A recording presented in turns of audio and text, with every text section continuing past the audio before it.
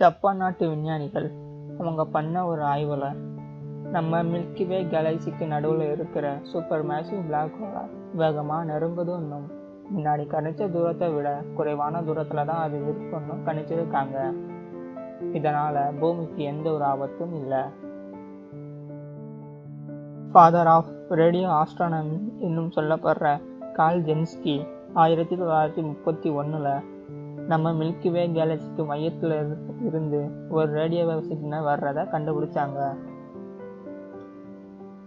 இந்த radio signal சஜிட்டேரியஸ் விண்மீன் தொகுதியிலிருந்து வந்தது.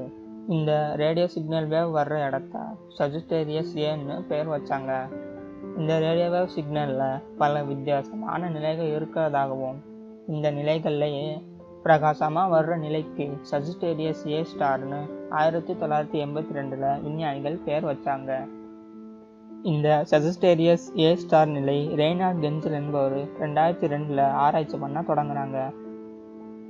இவங்க பண்ண ஆராய்ச்சியில் இந்த சஜிட்டேரியஸ் ஏ ஸ்டார் நிலை ஒரு சூப்பர் மேசிவ் பிளாக் ஹோல்ல இருந்து தான் வந்ததுன்னு கணித்தாங்க. இந்த கண்டுபிடிப்புக்காக ரெய்னார்ட் கென்சல் மற்றும் ஆண்ட்ரே கேஸுக்கு 2020 நோபல் பிரைஸ் வழங்கப்பட்டது. இந்த சஜிட்டேரியஸ் ஏ ஸ்டார் பிளாக் ஹோல் நம்ம மில்கி வே கேலக்சி மையத்தில் இருக்கிற ஒரு சூப்பர் மேசிவ் பிளாக் ஹோல்.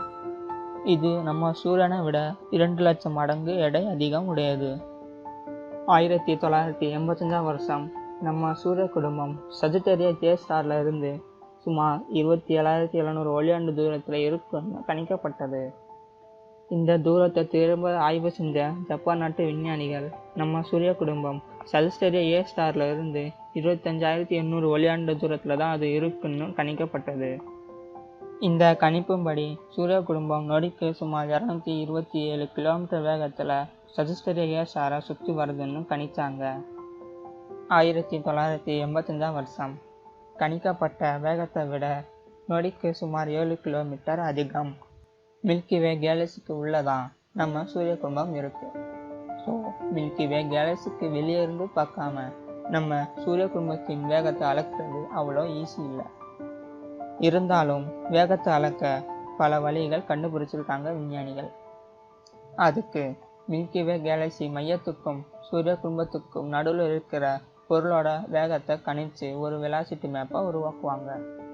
இந்த வெலாசிட்டி மேப்பில் நீல நிறத்தில் தெரிகிற பொருட்கள் பூமியை நோக்கி வர பொருட்கள், சிவப்பு நிறத்தில் தெரிகிற பொருட்கள் பூமிக்கு எதிர் திசையில் போகிற பொருட்கள், மஞ்சள் நிறமும் பச்சை நிறமும் இது ரெண்டுத்துக்கும் நடுவில். இதை துல்லியமாக கண்டுபிடிக்க ஜப்பான் நாட்டு விஞ்ஞானிகள் 4 வெவ்வேறு விதமான டெலஸ்கோப்பை வச்சு சஜிட்டேரியஸ் ஏ ஸ்டாரை ஆய்வு பண்ணாங்க. இதே முறையில் தான் மிஸ்டர் 87 பிளாக் ஹோலை யூரோப்பியன் ஸ்பேஸ் ஏஜென்சி சேர்ந்த விஞ்ஞானிகள் புகைப்படம் எடுத்தாங்க. நம்ம தெரிஞ்சுக்காக பல மர்மங்கள் மில்கி வே கேலக்சிக்குள்ளேயே இருக்கு. இன்ஃபேக்ட் நம்ம சூரிய குடும்பத்துக்குள்ளேயே நமக்கு தெரியாத பல மர்மங்கள் இருக்கு. அதில் ஒன்று தான் வியாழன்கோள். வியாழன்கோள் மட்டும் இல்லைன்னா சூரிய குடும்பத்தில் முதல் 4 கிரகம் உருவாகி இருக்காது. இதை பற்றின தகவலை அடுத்த வீடியோவில் பார்க்கலாம். உங்களுக்கு விண்வெளி பற்றின தகவல் தெரிஞ்சுக்கணும்னா நம்ம சேனலை சப்ஸ்கிரைப் பண்ணுங்கள். வேறு ஏதாவது சந்தேகம் இருந்தால் கீழே கமெண்ட் பாக்ஸில் தாராளமாக கமெண்ட் பண்ணுங்கள்.